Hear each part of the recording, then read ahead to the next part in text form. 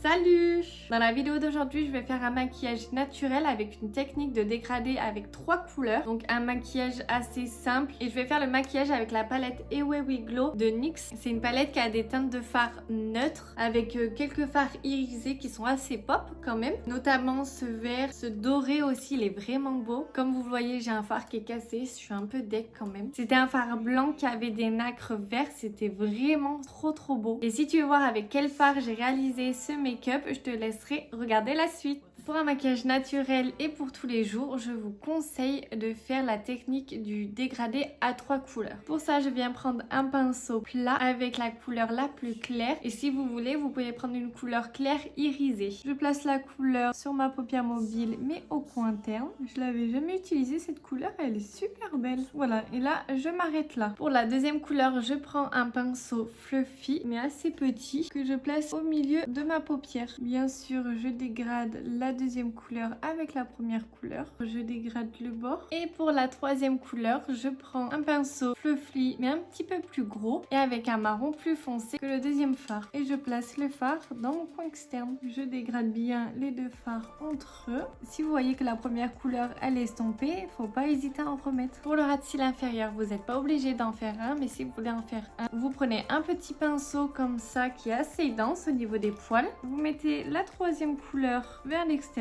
et vous mettez la deuxième couleur par-dessus. Vous dégradez bien les deux. Après, vous pouvez rajouter un trait d'eyeliner, du mascara et c'est fait. Après, si vous voyez que vous avez un peu le temps, vous prenez un pinceau biseauté, vous reprenez la troisième couleur et vous faites un petit trait comme si vous faites un trait d'eyeliner. Juste pour assombrir le ras de cils. Et comme ça, quand vous allez mettre du mascara, on aura l'impression que vous avez des cils un peu plus fournis. Vous pouvez mettre du crayon noir, marron ou beige dans votre muqueuse. Moi, je vais prendre du beige.